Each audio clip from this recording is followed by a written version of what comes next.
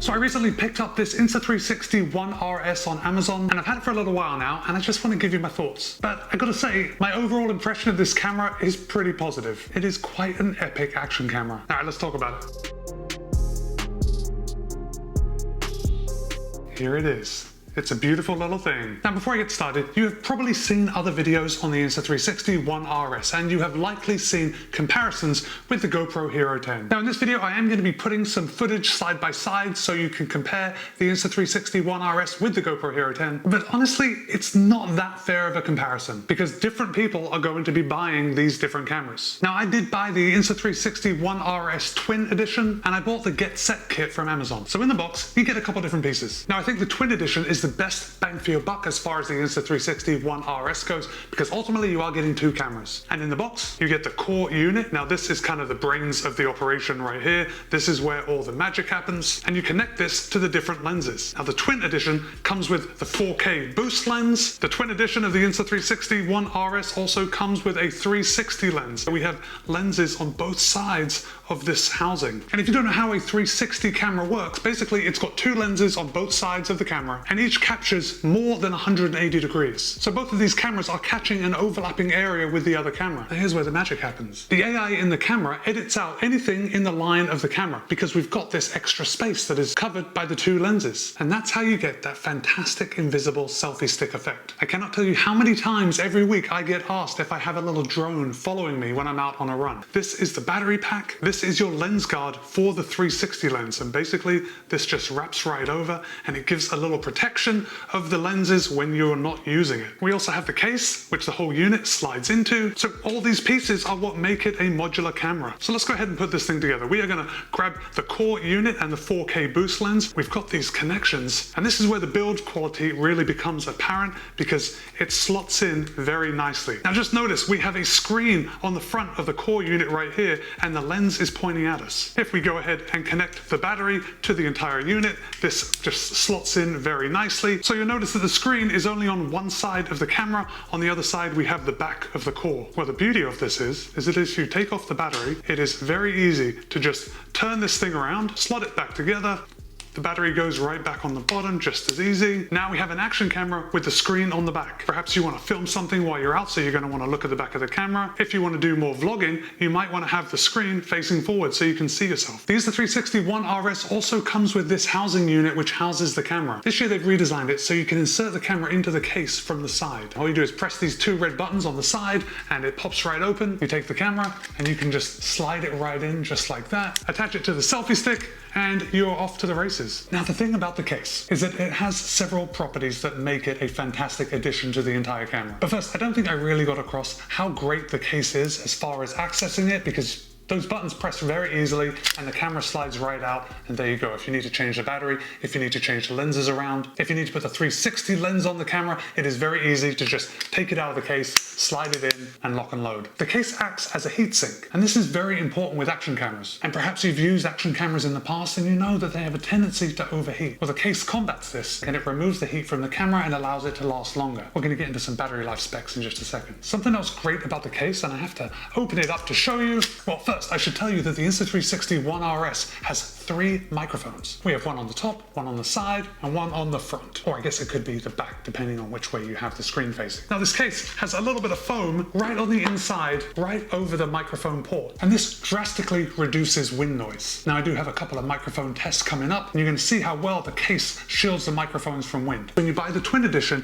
you are getting two cameras in one. Can you see this little switch right here on the bottom of the battery? If you just move that forward, the battery unhooks, and then you just take all the pieces apart. We're going to put down the 4K boost mod, and we're going to grab the 360 mod, and very easily we're just going to put these two things together, and we're going to hold the whole unit together with the battery base. This provides power. Back to this little locking mechanism. If it isn't locked correctly, you are going to see a little bit of color. You see that little bit of yellow? That is going to show if the battery isn't locked into place correctly. And now everything is held together well. The Insta360 One RS is waterproof down to 16 meters, which is pretty good. We want our action cameras to be waterproof, and I'll be doing a few tests in the pool in just a few minutes. But Insta360 does say that the camera is not waterproof unless it is in the case. I think the camera is actually waterproof down to 16 meters just like this. If the battery were to come off when it was underwater, then the water would get into all the electrical connectors and probably ruin your camera. If you're out using your camera outside the way the camera was intended, I highly recommend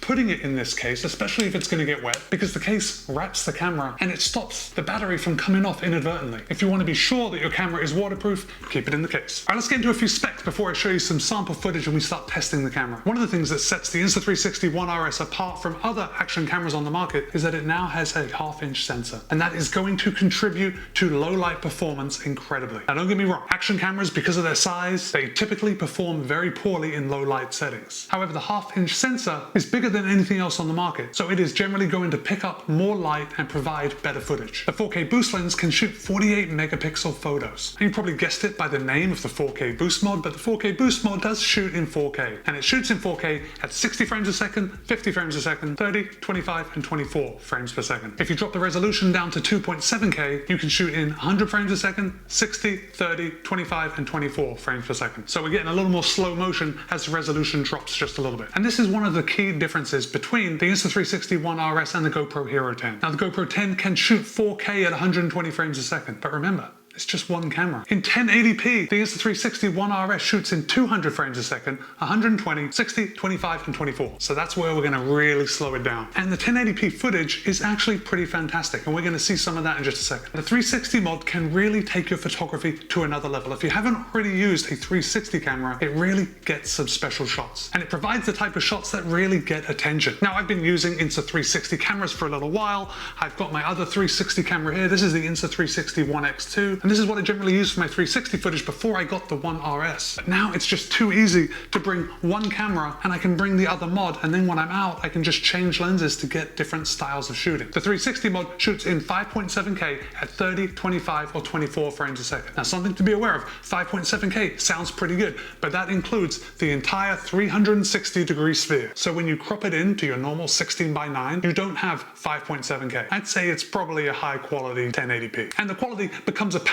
when you really start pixel peeping, if you start to zoom in, but generally speaking, most people don't do that, and you can get some pretty epic shots using the 360 lens. The 360 mod can also shoot in 4K at 50 and 30 frames a second, and at 3K in 100 frames a second. Now, this is my favorite use for the 360 mod. Shooting at 3K in 100 frames a second allows you to slow that footage down 4 times. And I think this is where you can really get a wow factor out of the 360 camera. I really love slow motion 360 footage. Now again, remember, we got to bring that resolution down in order to slow down the frame rate. That's why you only have 3K for that whole 360-degree sphere. So yes, the quality does drop, but you can still get some epic footage. Now, I already said I don't use an action camera for taking photos, but if you did, the Insta360 One RS provides a lot of options. You can take standard, HDR, interval, night shot, star lapse, burst, and pure shot. And in video mode, the options are just as endless. We have standard, slow-mo, active HDR, that's a huge feature on this camera, the active HDR, time-lapse, time shift, loop recording, oh, and the 6K widescreen. So just quickly, the 6K widescreen is where the 4K boost lens gets its boost name, but I've got some sample footage of that in just a sec. As far as color profiles goes, you can shoot in standard, vivid, or log. For me personally, I leave it in vivid all the time just because most of the stuff that I put out is on social media, and I really want these short clips to pop with the color. Let's talk battery life for just a second. Battery is now a 1445 milliamp hour battery. And get this, when you're shooting in 4K 60,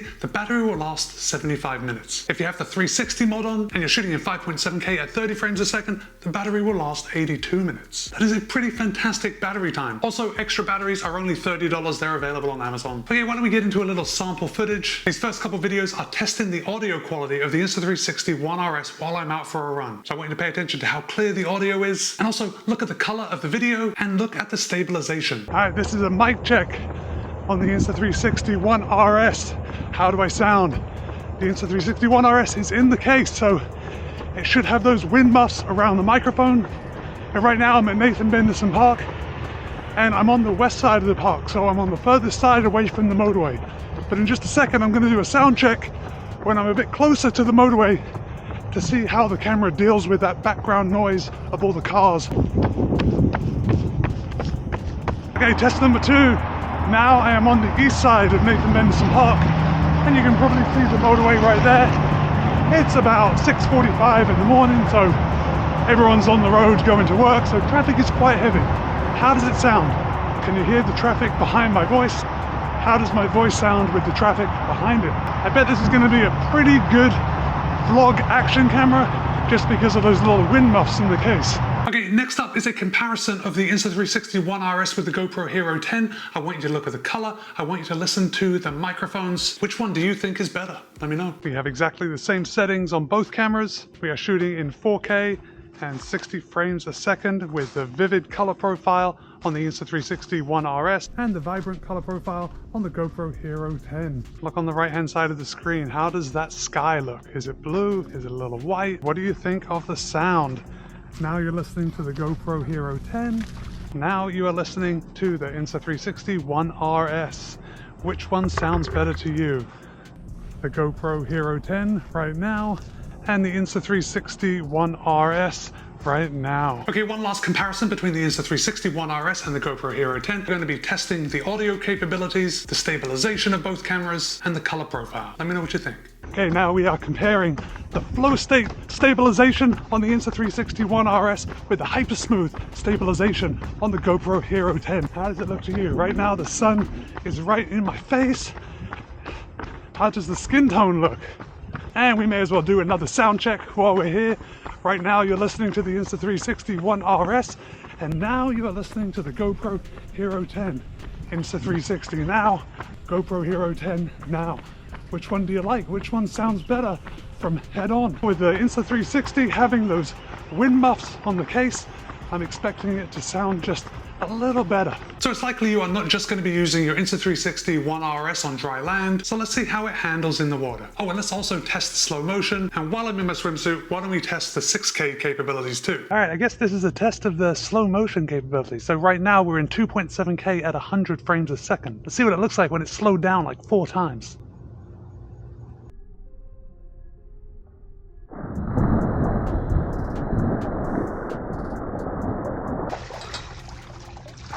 Okay, how was that? Okay, next time let's lower the resolution but bump up the frames per second. So now it's going to be 1080p at 120 frames a second. Let's do it.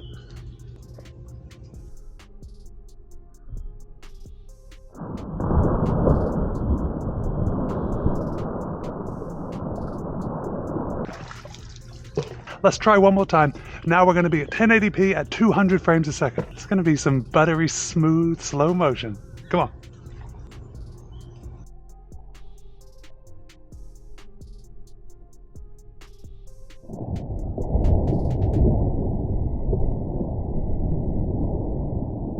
Okay, what do you think?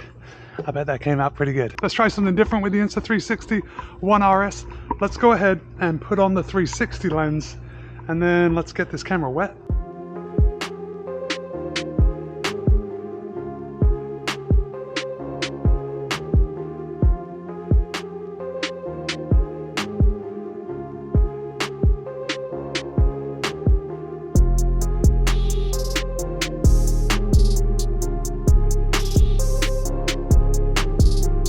Okay, one more thing I want to show you, and that is the 6K widescreen mode. And that gives you 6K at a ratio of 2.35 by 1. And I don't know how I'm going to use this in my videos on a day-to-day basis, but it just gives it a little extra cinematic feel. Something like this.